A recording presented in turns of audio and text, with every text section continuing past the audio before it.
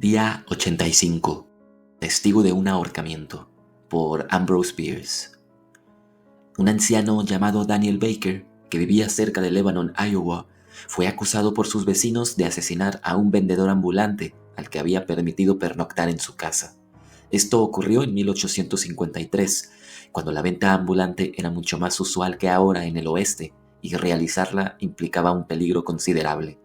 Los buhoneros, con sus fardos al hombro, recorrían el país por caminos desiertos y se veían obligados a buscar la hospitalidad de los granjeros. De esta forma entraban en contacto con extraños personajes, algunos de los cuales no tenían el menor escrúpulo a la hora de ganarse la vida por medios que consideraban aceptables, como por ejemplo el asesinato. De vez en cuando se oía cantar que uno de esos vendedores había llegado a casa de un tipo violento con su hato vacío y su bolsa llena, y nadie había vuelto a saber más de él. Eso fue lo que ocurrió en el caso del viejo Baker, como todos lo llamaban. En los poblados del oeste solo se da tal apelativo a los ancianos a los que, al ser rechazados socialmente, se les echa en cara la edad. Un buhonero llegó a su casa y no volvió a salir. 7 años más tarde, el reverendo Cummings, sacerdote baptista conocido en la región, iba una noche con su carreta por los alrededores de la granja de Baker. No era noche cerrada, pues por encima del velo de niebla que cubría el terreno se podía ver la luna. El reverendo, tan alegre como siempre, iba silbando una canción que de cuando en cuando interrumpía para dirigir unas palabras de aliento a su caballo. Al llegar a un pequeño puente sobre una rambla, vio una figura humana claramente perfilada contra el fondo gris del bosque brumoso. Sin duda era un buhonero, pues llevaba algo a la espalda y empuñaba una gruesa vara. Parecía abstraído, como si estuviera sonámbulo. El reverendo detuvo la carreta al pasar a su lado y, con un amable saludo, lo invitó a subir.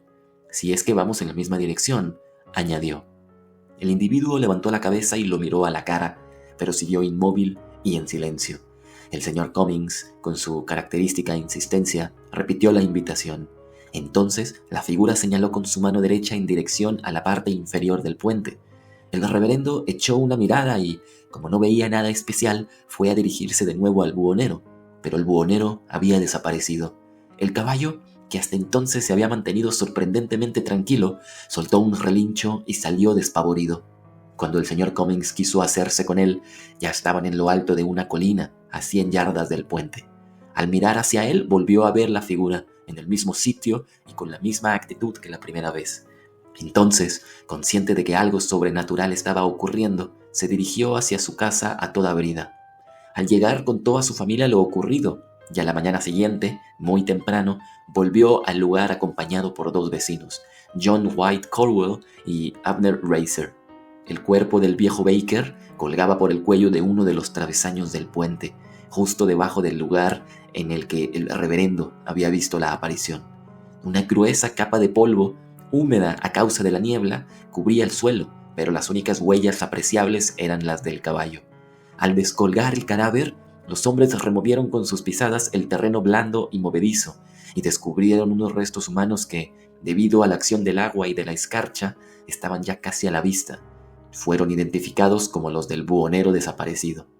En la doble investigación que se llevó a cabo, el juez dictaminó que Daniel Baker se había quitado la vida en un momento de enajenación y que Samuel Moritz había sido asesinado por alguien cuya identidad se desconocía.